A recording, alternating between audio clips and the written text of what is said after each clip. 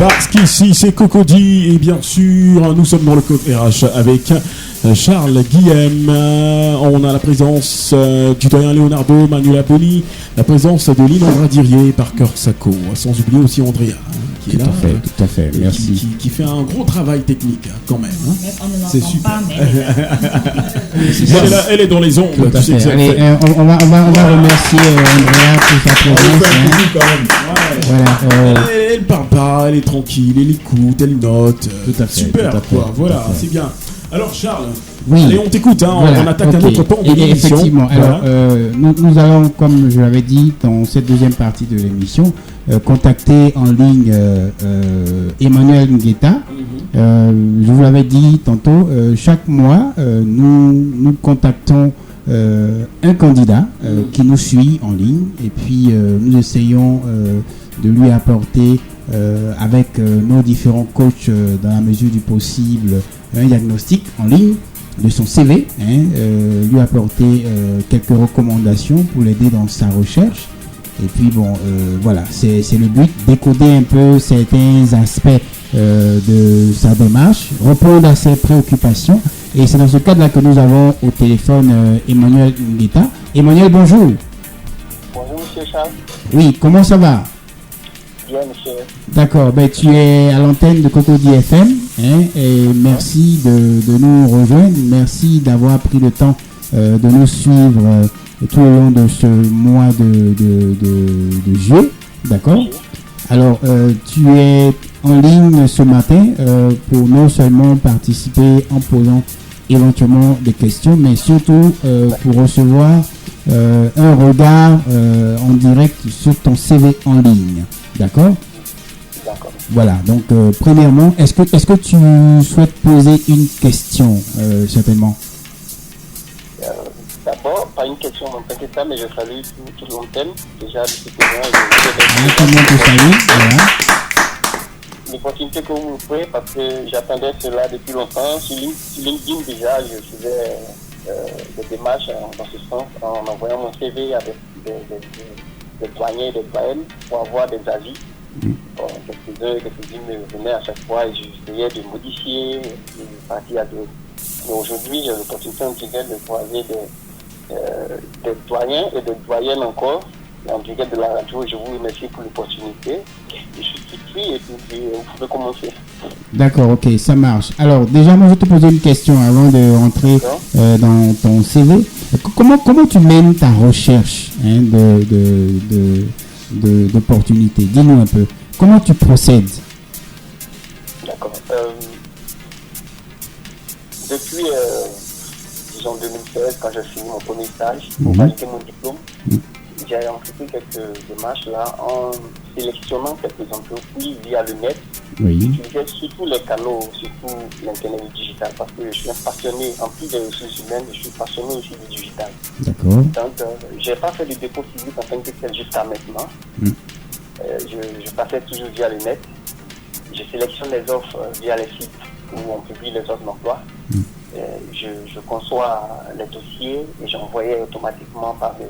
Je recevais pas mal d'entretiens, je partais, mais l'entretien ne finissait pas tous en réussite, en beauté. Donc tu as déjà participé à l'occasion de tes recherches à des entretiens, c'est ça? Oui, à plusieurs entretiens. D'accord. J'ai même eu des stages. Dans mes recherches, j'ai même eu des stages, parce que mon stage à la Générale, via LinkedIn, que j'ai eu l'offre et que j'ai postulé, on m'a appelé, j'ai fait les entretiens, les tests, et c'est passé. D'accord. Et justement, est-ce que ces stages-là, tu considères que ce sont des expériences probantes? Oui, des expériences très probantes, parce que en général, à la Générale, c'était plus le côté digital. Oui. Même si c'était un peu un côté CRM, c'est-à-dire relations clientèle, mais c'était plus digital et à distance. Donc, c'était une relation très profonde. À la CDCI aussi, pareil. Même étant réunioniste à la CDCI, c'était pareil. J'ai appris beaucoup de choses là-bas. C'était plus contact physique, service clientèle. D'accord, ok. Alors, on va donc y aller. Alors, sur ton CV, tu as marqué assistant RH. C'est bien ça? Oui. D'accord. Est-ce qu'aujourd'hui, tu te considères comme un assistant RH de quel niveau? Junior, senior? Parce que être assistant RH, j'aime bien le dire, les ressources humaines sont une fonction d'abord. Il y a la fonction ressources humaines, d'accord?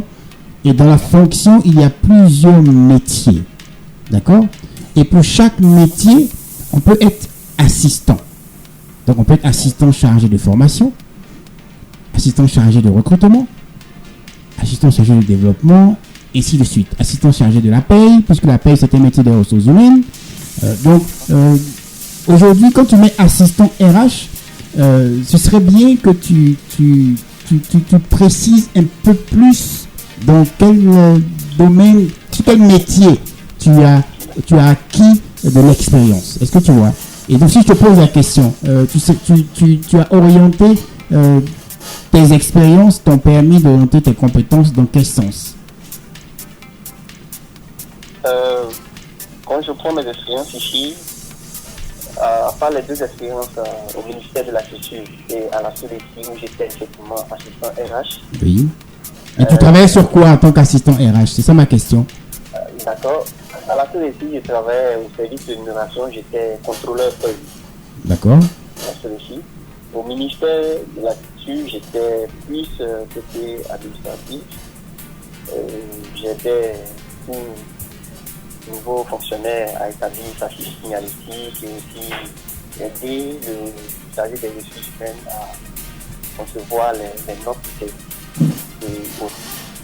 Alors, voilà un peu mes deux expériences oui. du côté de service RH. D'accord. Alors, donc aujourd'hui, est-ce que je peux considérer, moi, que tes expériences t'ont fait plus travailler sur les aspects de rémunération, de la paye, de la formation ou du recrutement?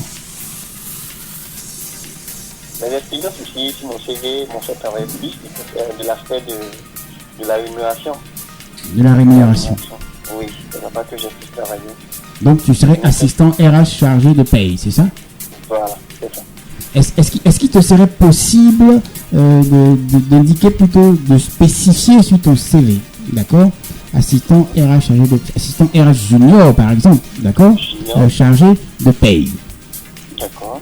Alors ça c'est dans la suite. C'est sûr qu'on ne pourra pas aller complètement dans ton CV, mais quand je m'en tiens à ce que tu viens de dire, alors je ne vois pas sur ton CV de compétences en lien avec cela. Tu as mis compétences PAC Microsoft, HR Access, Delta Bank, informatique.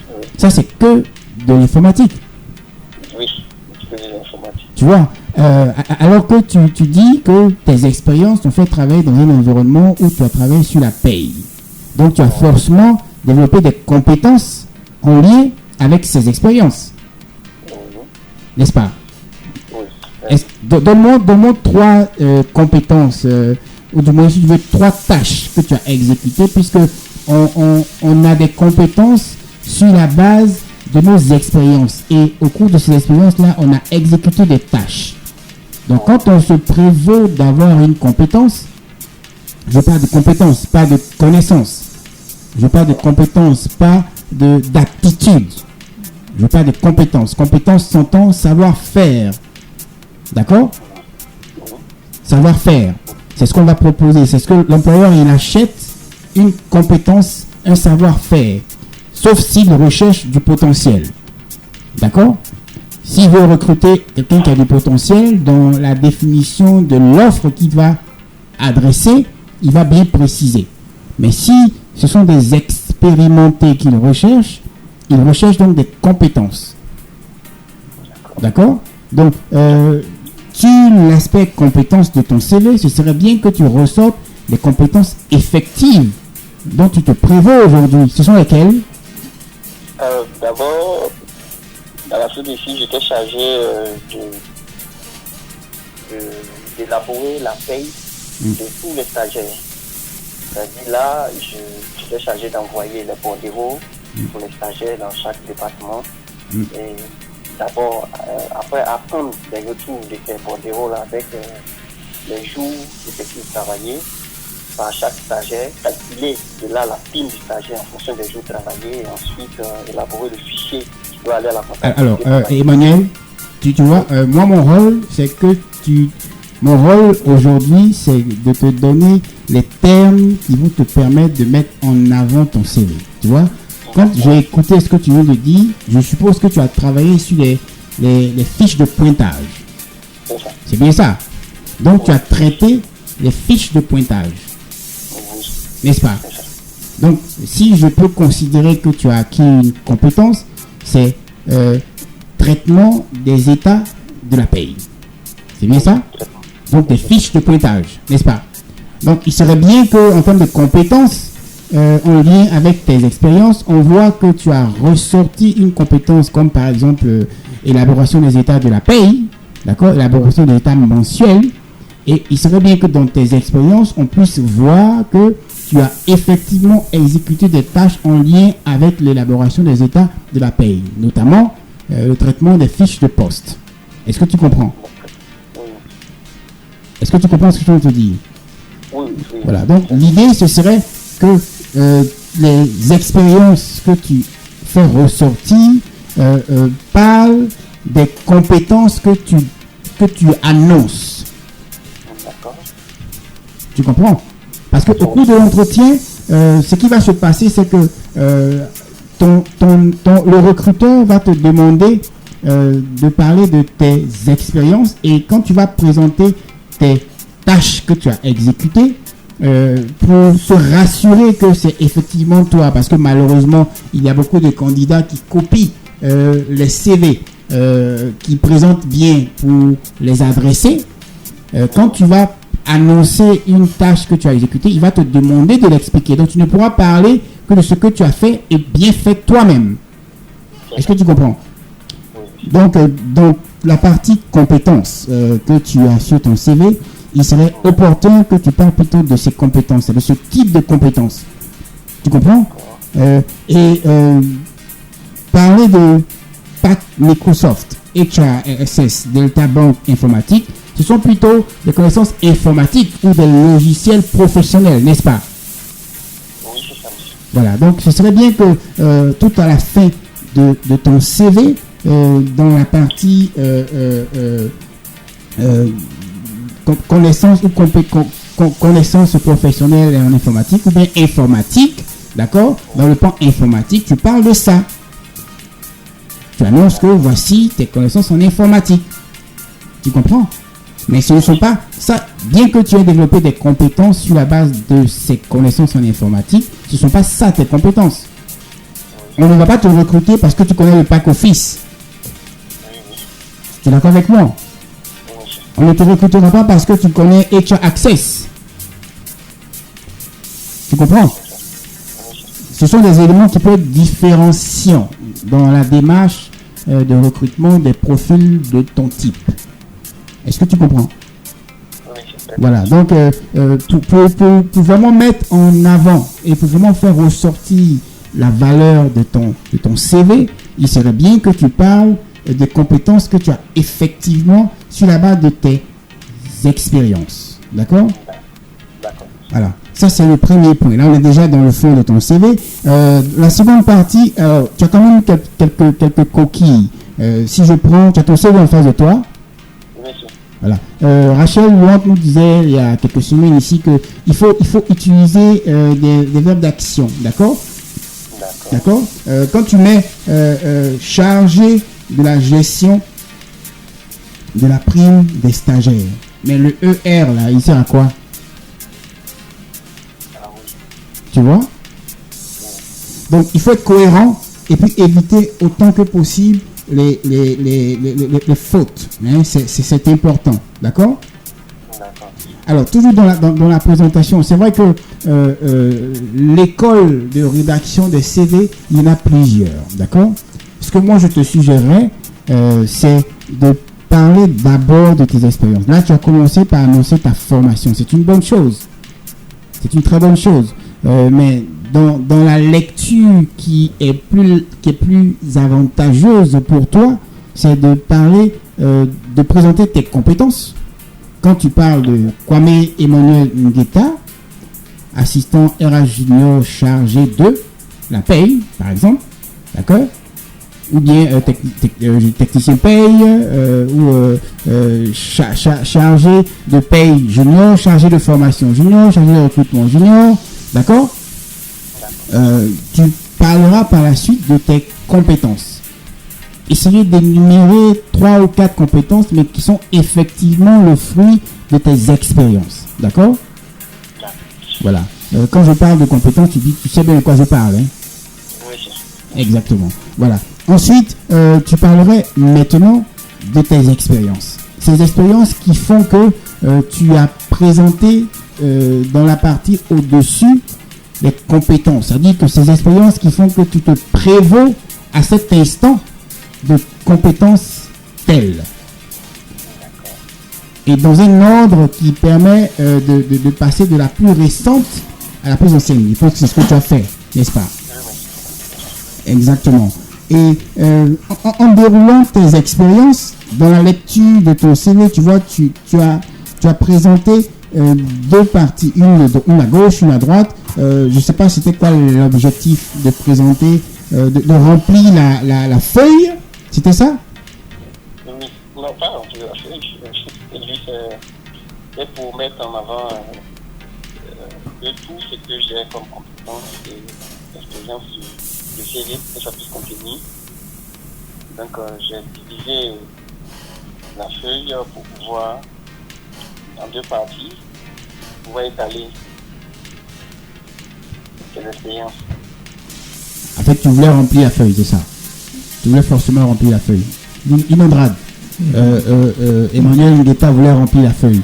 Oui, en fait, je le comprends, raison pour laquelle je ris. D'accord. Je le comprends parce que, on se dit qu'un CV bien rempli, ça veut dire que tu as beaucoup de compétences, quoi. C'est bien rempli quand l'employeur il voit ça, il est émerveillé, il se dit que mais il a plein d'expérience, il a de l'expérience, il connaît sûrement son boulot. Donc souvent c'est pour faire, oui, il connaît son embarrassement, c'est pour faire, comment je vais dire ça, bon. Souvent c'est pour se bluffer un peu, quoi. Voilà. Donc Emmanuel, tu voulais bluffer un peu, c'est ça? Faire l'intéressant. Oui, faire l'intéressant. Tu voulais faire l'intéressant? Stop, faire l'intéressant. C'est pour plaire, en fait.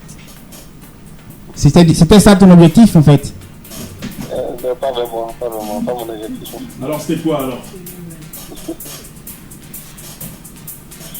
Mon objectif ici, c'était juste d'ajouter à mes expériences, mes qualités personnelles, citer mes aptitudes. Je voulais que ça paraisse un peu sur mon CV.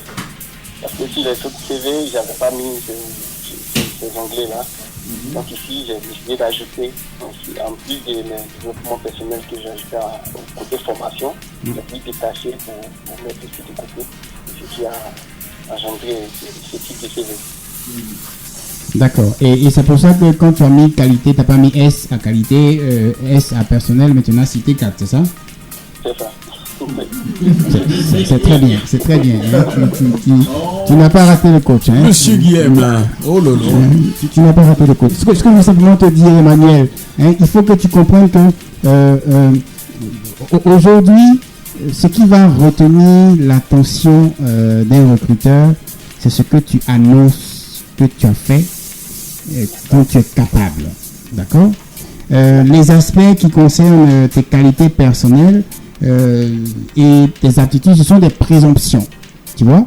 Ce qu'on achète, c'est les compétences. Si je veux recruter un assistant RH chargé de la paye et que tu proposes ta candidature, ce que je veux voir dans ton CV, ce sont premièrement les compétences d'un assistant RH chargé de la paye, donc il peut traiter les états mensuels de la paye, d'accord? Tu peux analyser les éléments qui entrent dans les éléments de la paye, d'accord? Qui peut rédiger des rapports mensuels, par exemple, qui peut mettre en place des fiches de pointage, qui peut assurer un contrôle des fiches de pointage avant de les transmettre aux services compétents pour leur traitement en vue de sortir les éléments de la paie au niveau de la comptabilité. Tu vois? Donc, ce que je veux recevoir comme information au premier coup d'œil, C'est l'individu qui propose ses compétences. Qu'est-ce qu'il va faire avec moi? Qu'est-ce que je pourrais tirer de lui s'il rejoint les équipes? Tu comprends? Une fois que ça c'est effectif, à ce moment, quand je vais l'inviter à un entretien, je vais pouvoir capter au sorti de ces échanges-là quelles sont les qualités. Parce que quand tu annonces capacité d'écoute, d'accord, je vais les noter au cours de l'entretien. Je vais rapidement le savoir. Tu comprends? Voilà. Donc ce sont des éléments qui sont importants. Maintenant, tout à l'heure, je te demandais, dans ta démarche de recherche, est-ce que tu as identifié des secteurs d'activité qui t'intéressent? Tout d'abord, au début, je n'ai pas entrepris cette démarche-là, d'identifier les secteurs. Je n'ai pas encore fait ça. Seulement que depuis un mois, j'ai sélectionné des entreprises. D'accord. Mais pas sur la base des secteurs. Des secteurs d'activité. J'ai sélectionné des entreprises, une cinquantaine, et j'ai commencé à faire des recherches sur chaque entreprise pour voir comment déposer une candidature spontanée. D'accord. Et est-ce que tu utilises le même CV pour adresser la même candidature à toutes ces entreprises? Non. J'ai 2 CV qui n'ont pas le même profil. D'accord. J'ai 2 CV où, ici, c'est assistant RH. J'ai un autre CV où je parle beaucoup, où je mets beaucoup. Je fais après à service clientèle, conseiller clientèle et autres. Qui sont marketing et puis digital. Alors, donc, si je comprends bien, ton second CV, tu as ressorti des compétences que tu as préféré cacher sur celui-là. Voilà. Non, les compétences sont là. Oui. Là-bas, je mets plus en avant le côté marketing et digital. Parce que tu considères qu'en tant qu'assistant RH, on n'a pas besoin de ça? Non, pas ça. Est-ce que tu as suivi le début de l'émission? Oui, j'ai suivi une fois. D'accord. La première émission. D'accord. Est-ce que tu as compris que avec le nouveau métier des ressources humaines, tu as de nouvelles compétences qui entrent dans le pipe qui est recherché chez un professionnel des ressources humaines, notamment le marketing RH? Oui, le marketing RH. D'accord, mais dès lors que je veux comprendre que tu as des compétences, si je ne m'abuse, sur ce volet-là, pourquoi tu ne l'as pas ressorti sur ce CV? Là-bas, j'étais plus emmené à postuler pour des offres, soit des conseillers clientèle, des services à la clientèle. Donc là-bas, j'ai mis ces compétences-là, j'ai activé ces compétences-là pour que ce CV ici, juste pour les ressources humaines. Juste pour les ressources humaines. J'ai fait un prix à 2 volets pour voir. Là-bas, j'ai mis les compétences. Ici, je n'ai pas fait de sortie cela. D'accord. Alors, voici ce que je vais te suggérer, Emmanuel. Linandral voulait dire quelque chose, je pense. Je l'ai vu trépigner là. Oui, parmi le CV, je voulais lui demander si l'adresse, le même CV, comme vous avez demandé, à toutes les offres. Il a répondu que non. Je voulais aussi demander si son CV avait le même contenu. Et il a aussi répondu que non. D'accord. Donc, je pense que ça va. D'accord, ok. Alors, donc Emmanuel, ce que je voulais te recommander, te suggérer, c'était l'outil que tu as utilisé pour préparer tes CV en amont. Il faut qu'il retrace toutes tes compétences. Tu comprends? Il faut que tu sois en mesure aujourd'hui, sur la base de tes expériences, de lister toutes les compétences que tu penses détenir. Ça, c'est la première chose. La seconde chose que tu dois faire, c'est de chercher à savoir ce type de compétences est utile pour quel secteur d'activité. D'accord? Parce que comme j'aime bien le dire, et beaucoup de coachs avec moi, la recherche d'un emploi, c'est un projet. Si on l'a bien pensé, tu l'as dit d'ailleurs toi en commençant que tu as déjà reçu des invitations à participer à des entretiens, n'est-ce pas? Oui. Et tu as même effectué les stages, n'est-ce pas? Oui. Donc, sur cet indicateur d'entretien et puis de stage, tu as déjà une avancée. Mais il faut faire l'analyse en amont. Est-ce que les compétences que tu avais quand tu as commencé ces différents stages, est-ce que la compagnie n'avait plus besoin de toi parce que le stage était limité dans le temps, ou alors c'est parce que les compétences que tu proposais ne leur correspondaient plus? Parce qu'aujourd'hui, il y a du travail.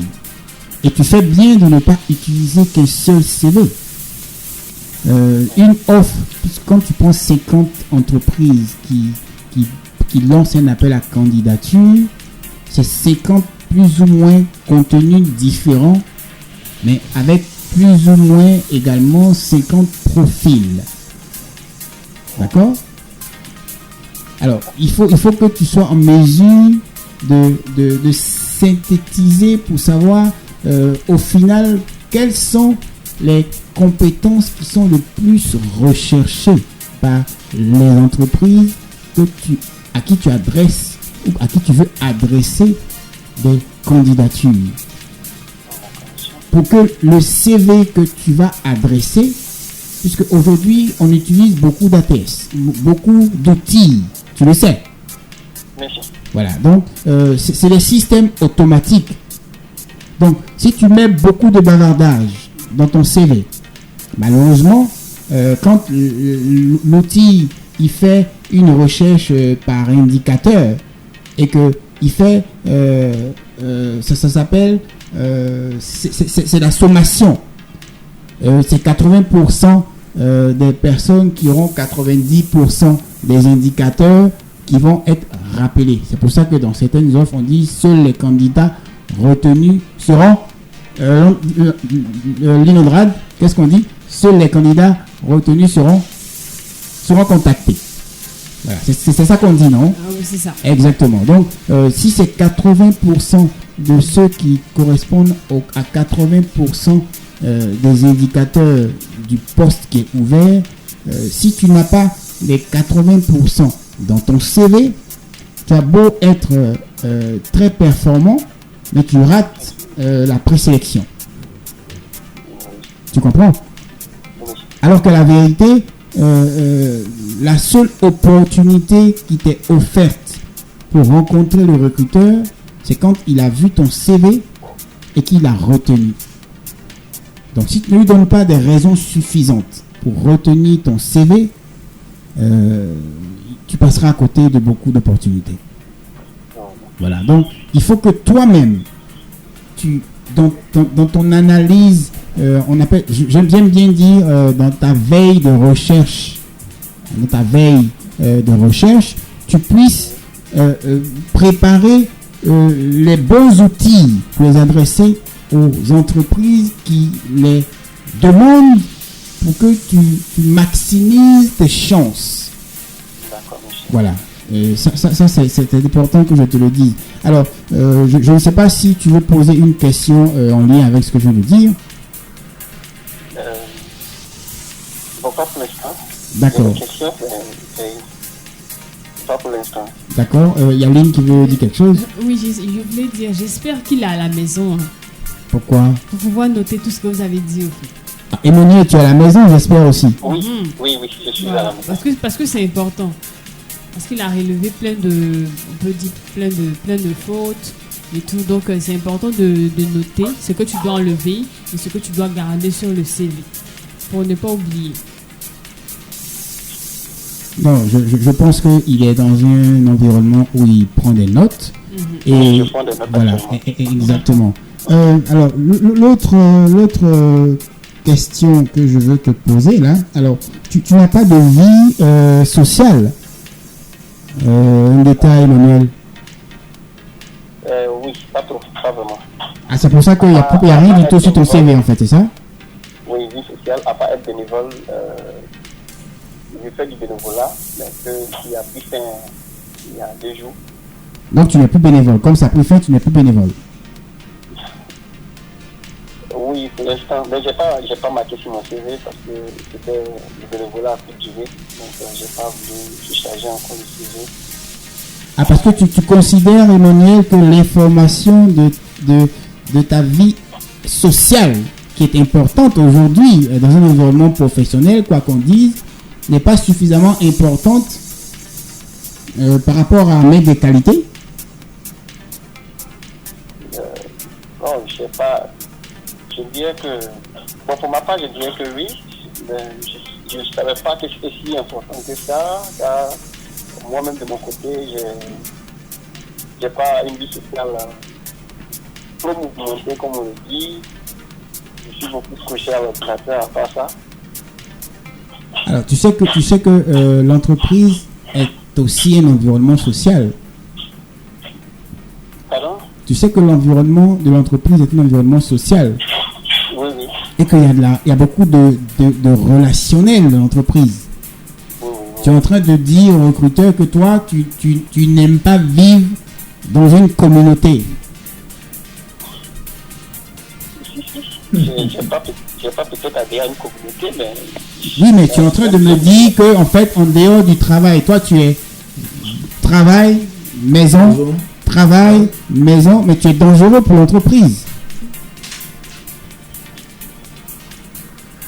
Ah bon? Ah oui, il est important que tu ressortes sur ton CV que tu as une vie sociale. On ne te demande pas de dire quand est-ce que tu as été bénévole, mais tu peux mettre bénévole. Tu peux même préciser la période. D'accord, monsieur. Secrétaire général de l'amicale de ceci, parce que c'est aussi des occasions pour démontrer que on a participé à la réalisation de certaines choses, de certaines activités. D'accord. D'accord? Alors, exit, comment? Excusez, je voulais poser une question sur ce volet-là. Vas-y. Est-ce que pour le côté politique, est-ce qu'il est important de noter aussi sur un CV? Alors, dans la vie sociale, cette partie, je rentre dans le cadre de la politique. D'accord. Tu es en train de me demander si tu es de... Bon, je n'ai rien contre l'organisation que je vais citer, hein, parce que on y a participé quand on était étudiant. Tu es en train de me dire que si tu es de la FECI, est-ce que tu peux mettre sur ton CV membre actif de la FECI, c'est ça? D'accord. Et même... C'est ce que tu me demandes, n'est-ce pas? Et même d'un parti politique du pays. D'accord, donc tu as dit membre du bureau politique de tel parti, c'est ça? Voilà. Alors, ce que je te suggère, moi, c'est pour ce qui concerne l'association, le syndicat, c'est de mettre simplement membre de syndicat professionnel. D'accord? Maintenant, si c'est de la politique, vaut mieux ne pas ressortir des éléments qui peuvent te contreservir. Tu comprends? Parce que tu ne sais pas si le recruteur qui est en face de toi là a une vieille dent contre ton parti. Oui. Tu comprends? Voilà. Lynn voulait parler. Oui, parlons de ça. Bon, vous avez dit que en ce qui concerne sa vie sociale, il peut quand même le mettre sur son CV. Et là, il parle de la fessée et tout. Vous dites non, qu'il ne doit pas le mettre. Est-ce que c'est pas... S'il ne le met pas qu'un jour, l'employeur le découvre, est-ce que ça ne va pas créer d'autres choses? Ou bien, pendant l'entretien, il peut en parler. Même s'il n'a pas mis sur son CV pendant l'entretien, est-ce qu'il peut en parler? Alors, oui, pendant l'entretien, si le recruteur te pose la question, tu as fait partie d'une association syndicale. C'était quel syndicat? À ce moment, tu peux en parler. D'accord. Parce que le mettre sur ton CV peut être un motif de ne même pas te recevoir. Ah, ça c'est vrai. Mais si tu es en face de lui, tu jugeras toi-même si il est orienté dans ce sens ou non, et puis tu le rassureras. Si dans son bureau, tu te rends compte que c'est marqué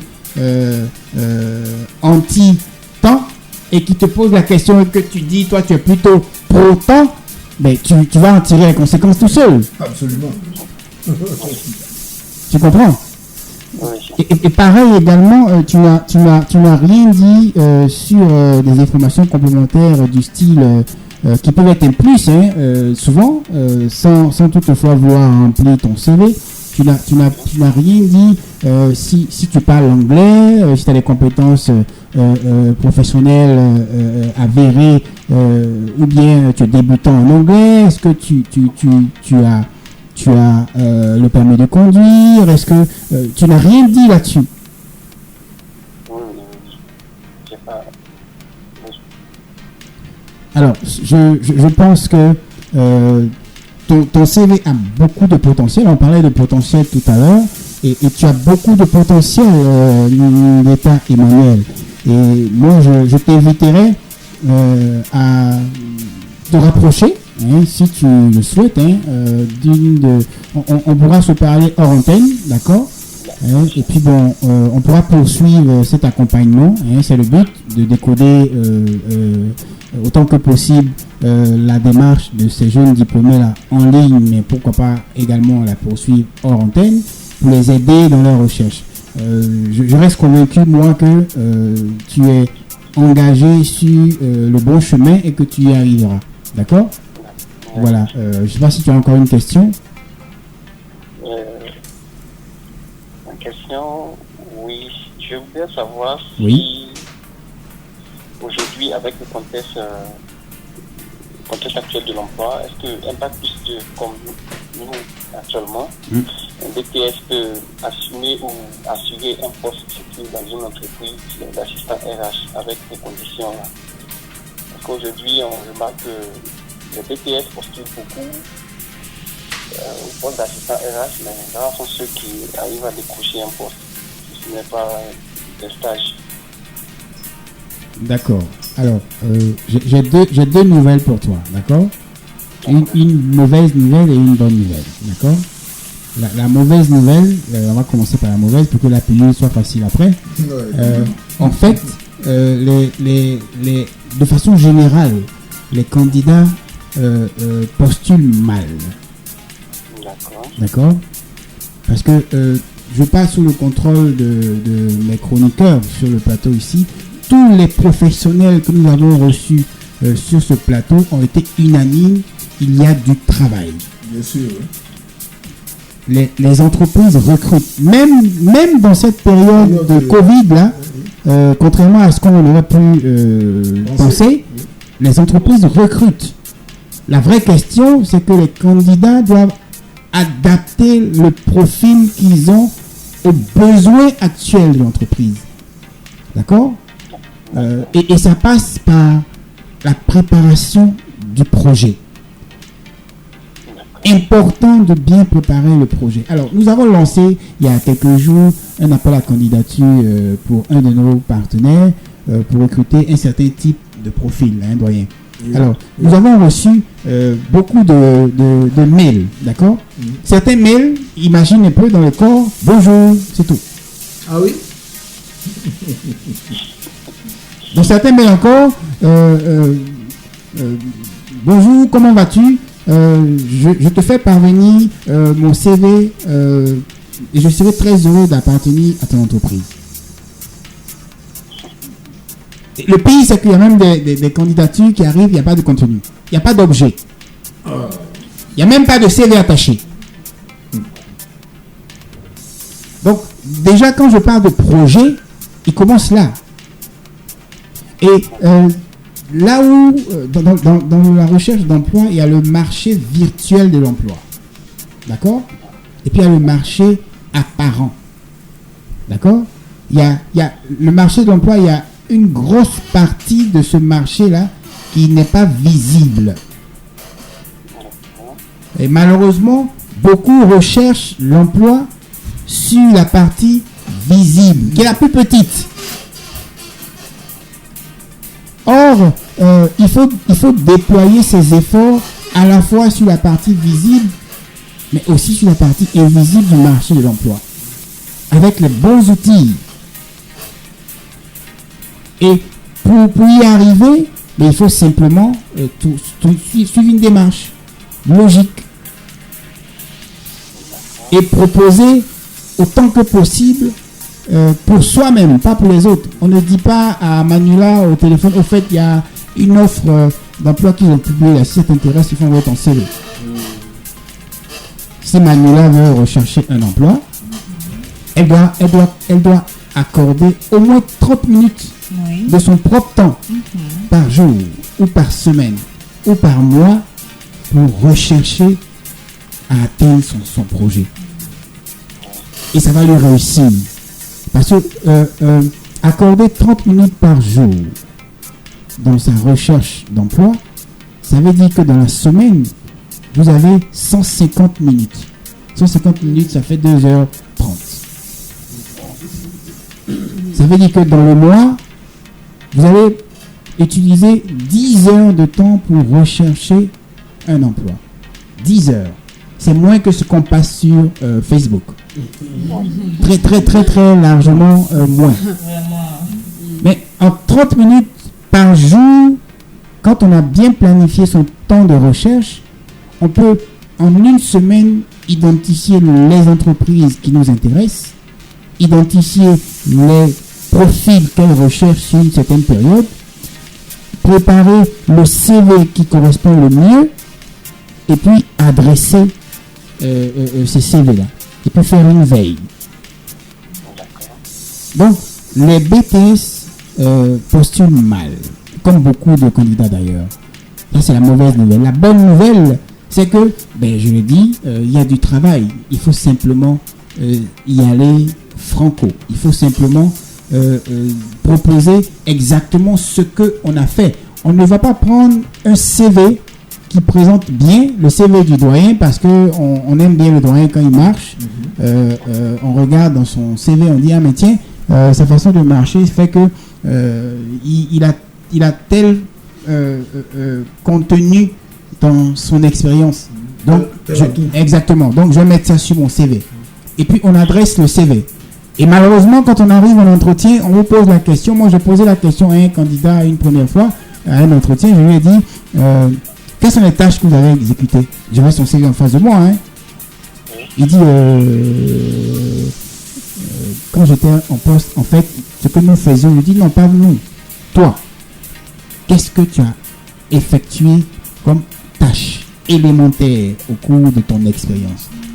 Il dit, non, en fait, c'est-à-dire que on était dans un service. Donc, tout le long de l'entretien, il n'a pas été capable de justifier tous les éléments qui parlaient pour lui sur le CV, qui ont fait que je l'ai sélectionné. Et c'est malheureusement ce qui se passe.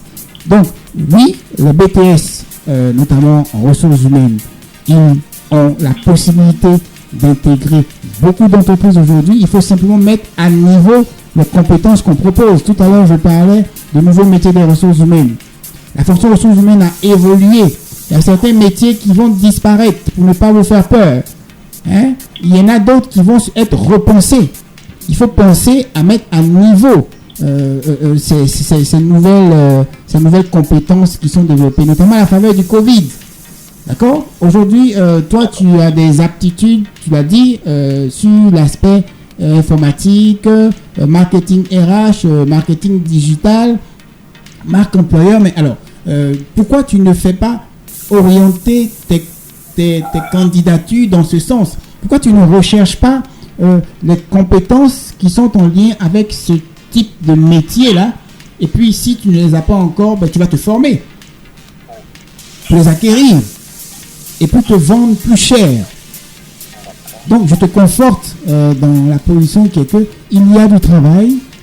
Il faut simplement, pas que pour les RH d'ailleurs, il faut simplement bien adresser le CV. Et la dernière chose que je peux te dire là-dessus, c'est que quand on a obtenu une offre, il faut se rendre disponible et puis exactement faire ce pourquoi on s'est engagé. Oui. Je lisais dernièrement sur LinkedIn, je pense que tu as dû lire ça également, un professionnel qui était tout en rade parce qu'il disait qu'il a préparé un recrutement, il a identifié des candidats, il les a prévenus de ce que les entretiens devaient se dérouler à une date bien précise. Il a informé son contact, donc son client, que les entretiens allaient effectivement avoir lieu. Le jour de l'entretien, sur les 10, il n'y en avait que 2. Oh là là. Il n'y en avait que 2. C'est pas possible. Un parfait équilibre. Vous voyez, c'est ce qui fait que il y a un problème dans je veux un nouvel emploi, je veux répondre à une nouvelle opportunité, mais je ne me prédispose pas complètement. Des fois, on a envie de le faire pour faire plaisir. Moi, je dis souvent, et je vais fermer là-dessus, je dis souvent que il n'est pas bon de rechercher du travail pour quelqu'un. Parce qu'au moment où vous recherchez du travail pour Lynn Andrade, il aura envie de voyager. Elle veut se marier. Vous voulez qu'elle devienne assistante RH. Elle a envie de se marier, Lynn Andrade. Ou alors elle a envie de se mettre à son propre compte. Oui. Donc toutes les fois vous allez dire à Lynn Andrade, écoute, adresse ton CV parce qu'on recrute ici, elle va le faire, mais sans beaucoup d'attention. Parce que son projet, et même si elle a été retenue aux entretiens, quand elle va arriver au sein de l'entreprise, ce sera avec beaucoup de nonchalance, parce que son projet, c'est se marier. Ou son projet, c'est faire un enfant. Elle a double visée. Ses ambitions, c'est pas d'avoir un emploi d'abord. Non, c'est de faire un enfant. Ensuite, de se marier. C'est bien ça dans Lynn Andrade. Mais c'est dans le sens contraire.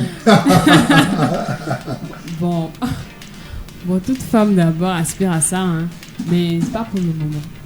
D'accord. Mais tu vois, Emmanuel, j'avais pas tort. Hein? Donc, la vraie question, c'est quelle est la hiérarchisation de tes ambitions? Tout le monde a fait un stage. Moi, j'ai fait des stages. Tout le monde a fait un stage. Et un stage, c'est une expérience effective. Il faut le comprendre et y mettre ce qu'il faut. D'accord? Voilà. Donc, je t'invite, on se reparle en off. Et puis, on va se donner des objectifs avec des indicateurs de suivi. Et puis, on fera en sorte que d'ici le mois prochain, quand on va te revoir, t'avoir encore à l'antenne, tu nous rassureras que ça y est, j'ai décroché un emploi et ce sera la radio Code FM qui sera contente avec toi. Merci à toi et puis bon samedi chez toi et puis à très bientôt. À très bientôt. Merci. Un entretien vraiment magnifique et vraiment instructif avec vous, Monsieur Guilhem. On a compris beaucoup de choses. Comme on le dit, nulle n'a la science infuse. Voilà. Et il faut toujours apprendre, il faut toujours demander. Faudrait pas mourir idiot comme on le dit. C'est parce que dans le CV, on commet parfois beaucoup d'erreurs, n'est-ce pas le doyen? On commet parfois beaucoup. Oui, absolument. Par moment, on fait beaucoup d'erreurs. Et puis, bon, quand on a, je veux dire, l'expertise, quand on bénéficie de l'expertise de quelqu'un comme M. Diem, il faut en profiter. Hein. J'espère que M. Nguetia a pris beaucoup de notes, comme Lynn le demandait, de sorte à pouvoir rentabiliser ce qu'il a appris ce matin, ce qu'il a entendu. Parce que c'est ça, il faut écouter avec attention et puis rentabiliser ce qu'on a écouté. Je pense que c'est le plus important. Tout à fait. Alors, c'était très intéressant, moi je pense, tout à l'heure. Qu'est-ce qu'on a retenu de l'intervention de Emmanuel Ngueta tout à l'heure en ligne Emmanuela. Ce que moi j'ai retenu d'abord, c'est que faut faire très attention quand on soumet un CV. Vous faites très attention aux fautes. C'est ça. Fautes d'orthographe, faites très attention aux fautes. Et aussi ne pas placarder tout ce qu'on a comme expérience comme ça sur un CV, le déposer dans toutes les entreprises pour toutes les offres. Faut trier telle offre pour telle expérience, telle offre pour telle expérience et à la suite de ça, on soumet ça maintenant à telle entreprise ou à telle entreprise en fonction de l'offre. Voilà, donc c'est ce que j'ai compris. Très attention aux fautes et aussi relire le CV, c'est très important à chaque fois avant de pouvoir soumettre un CV à un éventuel employeur. Tout à fait. Alors moi par cœur, ce que moi j'ai retenu, c'est qu'il ne faut pas ajouter des informations parce qu'il faut ajouter des informations. Tout à fait. Il ne faudrait pas faire un copier-coller du CV de quelqu'un qui paraît intéressant pour rendre aussi son CV intéressant. Effectivement. Parce que quand on voit le CV qui a été reconstitué, on se dit que ce ne sont pas les capacités réelles C'est ça. du demandeur d'emploi. Donc on se dit qu'il y a quelque chose qui ne va pas. Tout à fait. Donc on doit mettre les informations réelles. On ne doit pas faire du copier-coller. On ne doit pas faire aussi de l'ajout pour paraître intéressant. Effectivement. Et tout doit refléter la vérité. Et la vérité, rien que la vérité. Effectivement. Et Emmanuela, oui, dis-nous quelque chose. Oui, monsieur Guillaume, moi, ce que j'ai retenu, c'est qu'il faut faire un CV intelligemment. C'est ça. Intelligemment et Un CV agile. agile, voilà. Faut faire attention. Il faut faire attention aux informations qu'on donne. C'est ça. Il ne faut pas rembourrer, il ne faut pas tout placarder. C'est ça. Il faut faire beaucoup attention. C'est ce que j'ai retenu. Tout à fait. Alors, je sais que le doyen est intervenu tout à l'heure, donc ce que je veux simplement dire, c'est justement dans cette dynamique-là que nous l'annoncions, nous allons lancer un programme qui s'appelle le programme parrainage filleul. De quoi il s'agit? Il va durer sur à peu près 4 à 6 mois, d'accord? De quoi il s'agit? Nous avons beaucoup de nos partenaires qui sont des coachs en ligne qui concernent l'accompagnement des jeunes diplômés, et nous allons lancer un appel à candidature pour que des parrains se proposent pour accompagner des filleuls, d'accord? L'idée c'est quoi? C'est avec le profil de parrain que nous avons identifié, c'est de donner à chaque parrain d'encadrer 3 ou 4 filleuls, d'accord? Quels sont les avantages de chacun de ces éléments du programme? Être parrain, ce serait de participer pour gagner le prix du meilleur parrain. Parce qu'aujourd'hui, sur les réseaux sociaux, il y a beaucoup de coachs. Il y en a beaucoup. Et ils font de très belles choses les uns les autres. Et je les salue tous à l'occasion ici. Et donc, il y aura la possibilité de participer à ce prix-là du meilleur parrain. D'accord?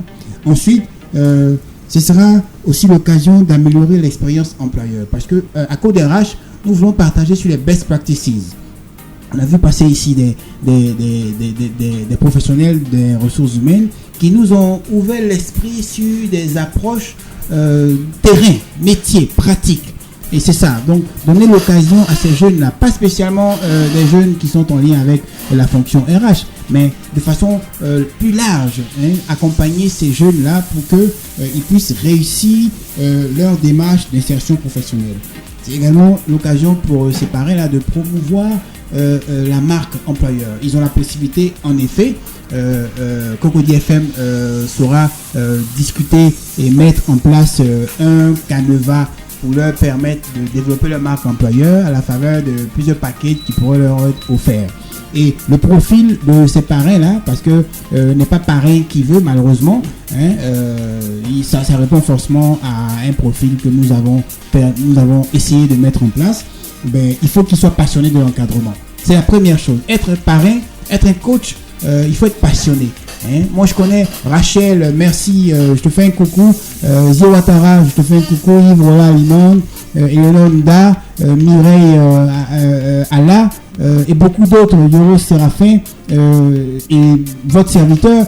Nous sommes des passionnés d'abord, ce qui fait que on n'a pas de difficulté à se mettre à disposition pour des jeunes qui en veulent, qui posent des questions.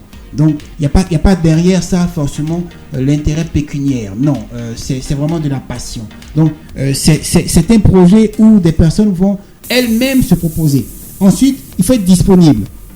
Disponible pour accueillir ces jeunes-là, pour les accompagner effectivement. Il ne faut pas se faire désigner parrain et puis ne jamais être disponible pour apporter ne serait-ce que un petit soutien à ce jeune homme-là, à ce jeune diplômé-là qui en a besoin.